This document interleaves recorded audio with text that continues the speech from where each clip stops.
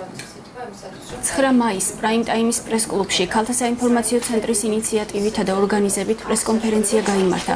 ქალთა ორგანიზაციებმა საგანგებო განცხადება გააკეთეს 2014 წლის ადგილობრივი თვითმმართველობის არჩევნებში ქალთა მონაწილეობასთან დაკავშირებით. ერთობლივად მოუწოდეს პოლიტიკურ პარტიებს მხარი დაუჭირონ და უზრუნველყონ პოლიტიკაში ქალთა ჩართულობა, რაც ხელს შეუწყობს როგორც ქალთა აქტიურ მონაწილეობას გადაწყვეტილების მიღების პროცესში, ასევე პარტიების განვითარებას. ეს კონფერენციის მიზანი იყო კიდევ ერთხელ შეგვეხსენებინა პოლიტიკური პარტიებისათვის, რომ მათ გაითვალისწინონ პარტიულ სიებში, როგორც მაჟორიტარი კანდიდატებიც ქალები.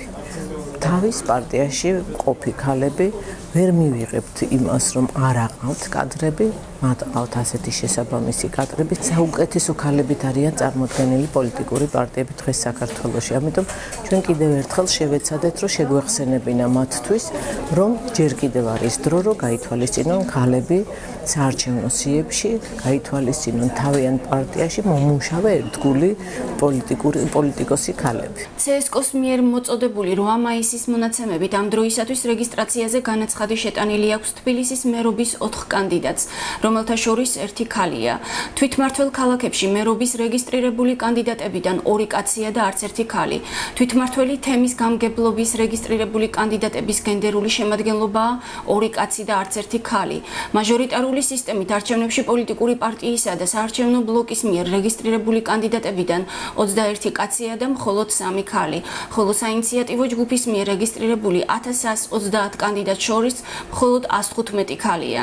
ჩვენ ვხედავთ, რომ ძალიან ცუდი ტენდენცია არის, ანუ ბოლო მონაცემები, რაც CSKO მოგვაწოდა, არის ძალიან დაბალი წარმომადგენლობა ქალების, ამიტომ დარჩა სულ რამდენიმე დღე რეგისტრაციამდე და მოუწოდებთ პარტიებს, რომ გაამახვილონ ყურადღება, რომ შეეცალონ მაქსიმალური რაოდენობა ჩართონ ქალები, რომ არ მივიღოთ კიდევ უფრო დაბალი მაჩვენებელი, ვიდრე ბოლო 2010 წლის არჩევნებზე. და ტენდენცია არის კლებადობაზე, იმიტომ რომ ყოველი ადგილობრივი თვითმმართველობის არჩევნებში ბოლო 10 წლის განმავლობაში ეს რიცხვი მცირდება. კახეთის რეგიონული განვითარების ფონდის დირექტორი იზა ბექაური 2014 წლის თვითმმართველობის არჩევნებში საინიციატივო ჯგუფის სახელით იყრის კენჭს.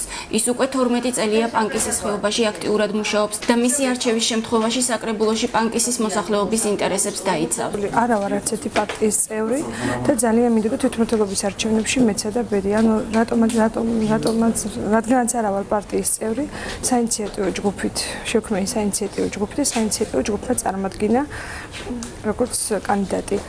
ვემზადები ძალიან დიდი იმედი მაქვს ხალხის ხარჯზე და ძალიან დიდი სურვილი მაქვს საკრებულოს წევრი გავხდე, იმიტომ ჩემი გამოცდილება, ჩემი შესაძლებლობების მაქსიმუმი მინდა კიდევ, რადგანაც პანკისში მუშაობ უკვე 12 წელიწადია, მინდა პანკისის მოსახლეობის წარმომადგენელი ვიყო და საკრებულოში მქონდეს იმის საშუალება, რომ ჩემი გამოცდილება და ცოდნა კიდევ უფრო გამოვიყენო და მოვახმარო პანკისის ხეობას. არასამთავრობო ორგანიზაციებმა გამოთქვეს მზადყოფნა დაეხმარონ პოლიტიკურ პარტიებს აქტიურ, სათანადოდ მომზადებულ და კომპეტენტურ ქალებთან დაკავშირებაში მთელი საქართველოს მასშტაბით და პარტიების წევრი ქალების გადამზადებაში სხვადასხვა მიმართულებით. რამდენიმე დღით ადრე უკვე გამოკვეთილია და სტატისტიკური მონაცემები გვაძლევს იმის შესფოთების საფუძველს, რომ კიდევ უფრო ნაკლები იქნება ქალთა წარმომადგენლობა გადაწყვეტილების მიღების დონეზე. ამიტომ დღევანდელი ჩვენი გამაფრთხილებელი შეხვედრა იმის მომასწავებელია, რომ შემთხვევაში თუ არ იქნება გამოყენებული პარტიების მიერ ყველა ის წარმახალისებელი ღონისძიება, საინიციატივო ჯგუფების მიერ არ იქნება წარდგენილი ის კანდიდატები, რომელიც საზოგადოებას წარმოადგენს, ქალთა არასამთავრობო ორგანიზაციები მოვითხოვთ, რომ გამოყენებული იყოს სპეციალური ზომები კვოტების სახით. პრესკონფერენცია გაიმართა პროექტის ქალები როგორც აქტორები ცვლილებებისა და გაძლიერებისათვის ფარგლებში.